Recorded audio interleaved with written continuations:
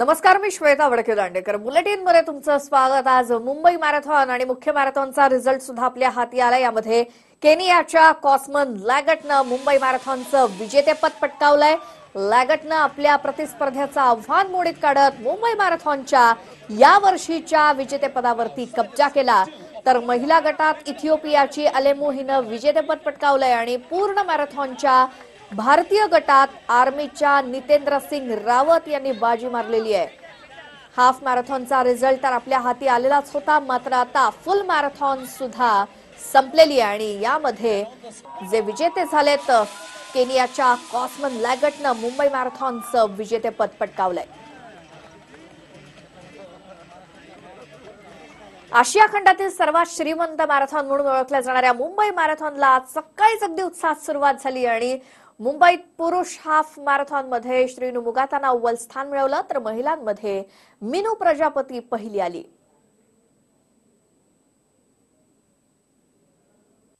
सोळाव्या मुंबई मॅरेथॉनचे हाफ मॅरेथॉनचे विजेतेपटू श्रीनू आणि थापा आपल्यासोबत आहे. आपण त्यांच्याकडनं जाणून घेऊया त्यांची कशी सगळी वाटचाल कशी होती आणि कशी त्यांनी तयारी केली होती. मला सांगा, तुम्ही जिंकले आहात, कशी तुमची वाटचाल होती आणि कसा तुमचा अनुभव मुंबई मॅरेथॉनचा? सर हिंदी आपने जो ये मुंबई मैराथन जीता है, हाँ सर, क्या आप कहेंगे? अच्छे रहेंगे. फर्स्ट टाइम भागा है, गोल्ड आया और अच्छे से लास्ट ईयर भागा था फुल डे, उसमें थर्ड था. अभी फर्स्ट आत्मा सर. इसकी तैयारी जो है आपने कब से शुरुआत की थी इसकी तैयारी की? इसको तैयारी मतलब यही मारथॉन का सर, इसका पहले ये इसके लिए ऐसा भागा. मैं फुल के लिए तैयार किया था, लास्ट में थोड़ा मेंटली नहीं किया था, इसलिए ऐसा ना किया था. फुल के लिए तैयार किया लेकिन हाफ भागा. इसके आगे चल के आपका क्या उद्देश्य रहने वाला है? जागतिक स्पर्धाएं आ रही है, आगे कौन सा भाग है? आगे जो स्पर्धाएं आ रही है और जागतिक स्पर्धा है, उसके लिए कैसे तैयारी करेंगे? कैसे कर रहा है? आगे का 42 किलोमीटर करने के लिए चाहिए फरवरी में 24 उसके लिए प्रैक्टिस करेंगे. सेकंड रनर थापा सुद्धा आपल्यासोबत आहे. थापा, आपने कैसे तैयारी की थी, क्या कहेंगे? आपकी सेकंड आए हैं आप. मैं अभी इस मैच में कंटिन्यू 3 बार सेकंड आया हूँ. अभी 2017, 18, 19 मैं कभी भी इसी मैच के लिए करके तैयारी नहीं करता हूँ. वैसे आप साल भर ट्रेनिंग करते रहता हूँ, बीच में कोई भी कंपटीशन मिलेगा सारा कंपटीशन भागता हूँ. बस कोई स्पेशली इसी के लिए ट्राई करूँगा करके अभी तक कोई भी मैच नहीं किया मैंने. और अभी इसका बाद मैं अभी फेडरेशन कप की तैयारी करूँगा 10,000 मीटर का, जो मार्च 15 to 18 पटियाला में हो रखा है. उसके बाद फिर धीरे धीरे फिर अगला साल फिर फुल मैराथन की तैयारी करने का सोच रहा हूँ अभी. लेकिन अभी तक कोई तैयारी नहीं किया फुल मैराथन, अभी तक कंपटीशन किया भी नहीं. हाफ मैराथन तो बहुत अभी 25-30 मैराथन भाग लिया होगा अभी तक हाफ मैराथन, लेकिन मैं जितना भी मैराथन में बेस्ट ऑफ 3 के अंदर ही रहा हूँ. आगे चल के क्या तैयारी रहने वाली है? आगे बहुत सारी स्पर्धाएं आ रही है, उसके हिसाब से वही आगे अभी मैं अक्टूबर के बाद धीरे धीरे फुल मैराथन की तरफ फ्रीमस्टिंग होने का सोच रहा हूँ. और उसके बाद फिर अगला साल इसी रेस में फिर अभी इस साल तक हाफ भाग लिया, अब फुल मैराथन भागूंगा 42 किलोमीटर. नक्कीच याच्यानंतरची जी मॅरेथॉन येईल ती फुल मॅरेथॉन पडेल असं या खेळाडूने म्हटलं आहे. संदीप जाधव, TV9 मराठी, मुंबई. तर या मुंबई मॅरेथॉनमध्ये अमृता फडणवीस आणि मुख्यमंत्री देवेंद्र फडणवीसांनी उपस्थिती लावून धावपटूंचा उत्साह वाढवला. यावेळी अमृता फडणवीसांसोबत बातचीत केली आमच्या प्रतिनिधीनं. मुंबई मॅरेथॉनला सुरुवात झाली आहे आणि या ठिकाणी मुख्यमंत्र्यांच्या पत्नी ज्या आहेत त्या अमृता फडणवीस या ठिकाणी आलेल्या आहेत आणि त्या धावपटूंना जे आहे ते उत्साहित करतायत. आणि आपल्यासोबत स्वतः अमृता फडणवीस आहे. मॅडम, मुंबई मॅरेथॉन सुरू झाले, सगळ्यांचा उत्साह ओसंडून वाटतो, काय सांगाल? खूपच सुंदर असा हा मुंबई मॅरेथॉन आहे. टाटा मुंबई मॅरेथॉन भारतातला सगळ्यात मोठा आणि मला खुशी आहे मी इथे आहे. इथे रनर्सना तर प्लॅटफॉर्म मिळतोच आहे, पण एक आपल्या देशाचं एकीकरण, मुंबईचं एकीकरण दिसून येतं. Political boundaries, social, religious, caste, creed सगळं सोडून इकडे लोक हेल्थसाठी पळतात, एकतेसाठी पळतात आणि याच्यासाठी रन करतात की आपण सगळे एक आहोत आणि एकत्र सगळ्या बाउंड्रीज क्रॉस करून आम्ही ते अचीव्ह करू, या स्पिरिटनी पळतो. So it is spirit of Mumbai. तंदुरुस्तीसाठी पळतो. तुमचा तंदुरुस्तीचा फंडा नेमका कसा आहे, तुम्ही कसं?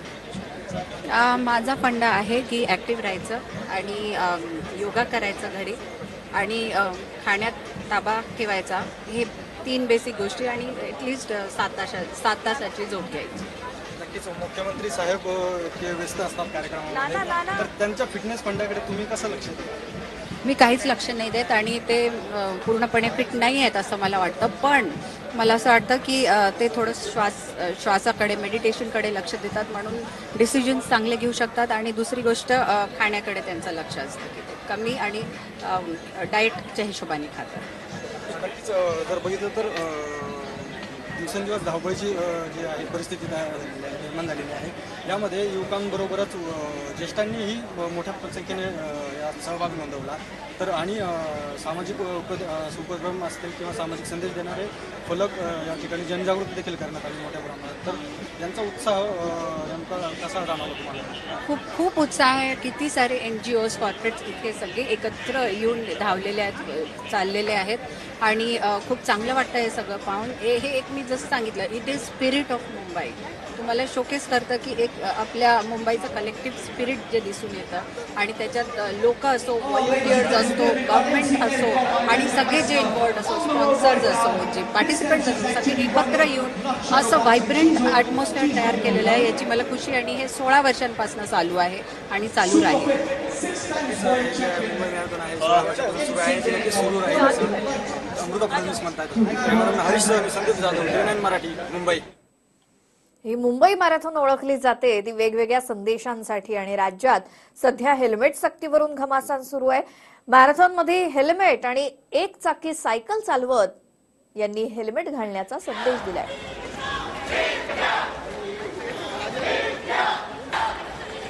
हेल्मेट सक्तीवरून सध्या राज्यामध्ये घमासान सुरू आहे आणि हे असे ज्वलंत विषय नेहमीच मुंबई मॅरेथॉनमध्ये मांडले जातात. पर्यावरणाचे संदेश तर दिले जातातच, मात्र या एका व्यक्तीनं हेल्मेट घालून 1 चाकी सायकल या मॅरेथॉनमध्ये आणली आणि हेल्मेट घाला आणि सुरक्षित राहाचा संदेशच दिलाय. आपण जर पाहिलं तर काही दिवसापूर्वी हेल्मेट वरून पुण्यामध्ये वादंग सुरू होता. हेल्मेट वापरावं की नाही न वापरावं अशी चर्चा रंगत होती आणि मॅरेथॉनमध्ये नितीन धुमाळ जे आहेत त्यांनी हेल्मेट वापरणं जरुरी आहे असा संदेश जो आहे तो त्या या ठिकाणी ते देत आहेत. साहजिकच आहे, प्रत्येकाला हेल्मेट वापरणं, वाहन चालक करताना हेल्मेट वापरणं गरजेचं असतं. परंतु काही दिवसापूर्वी आपण जर पाहिलं तर हेल्मेट वापरायचं की नाही अशा अनेक चर्चा सुरू होत्या. पुण्यात खास करून ही चर्चा सुरू होती. पुणेकरांनी याला विरोध केला होता, परंतु मुंबईकर जे आहेत ते हेल्मेटच्या बाजूने असलेलं पाहायला मिळतात. धुमाळ काका आपल्यासोबत, काय सांगाल? हेल्मेटचा एक वेगळा संदेश तुम्ही देताय, काय नेमकं? मी जशी मॅरेथॉन सुरू झाली तसं मी या प्रत्येक मॅरेथॉन मध्ये भाग घेतो आणि काहीतरी थोडंसं जनजागृती आपल्याकडून व्हावी इच्छा असते, म्हणून यावेळी हेल्मेट हा विषय घेतलेला आहे आणि प्रत्येकाने हेल्मेट वापरावं, स्वतःसाठी, आपल्या कुटुंबासाठी आणि देशासाठी. एवढंच मी सांगेन. किती सुरक्षित असणं गरजेचं आहे हेल्मेट वापरल्यामुळे? कारण अनेक, आपण पुण्यातलं उदाहरण जर पाहिलं तर पुण्यात नाकारलं जातं हेल्मेट, परंतु तो संदेश जो आहे तो तुम्ही देताय. मुंबईकर मात्र हेल्मेट वापरताना पाहायला मिळतात. हो, मुंबईकरांनी हे वापरलंच पाहिजे, कुठे वापरू अथवा न वापरू, कारण मुंबईतली रहदारी बघता हेल्मेट हे खूप सुरक्षेसाठी गरजेचं आहे. हेल्मेट सुरक्षेसाठी गरजेचं आहे हा संदेश जो आहे तो या ठिकाणी दिला जातोय त्यांच्याकडून आणि साहजिकच आहे हेल्मेट वापरणं किती जरुरी आहे असा संदेश या मॅरेथॉनमध्ये देताना पाहायला मिळतात. कॅमेरामॅन खडक सोबत विनायक डावरू, TV9 मराठी, मुंबई.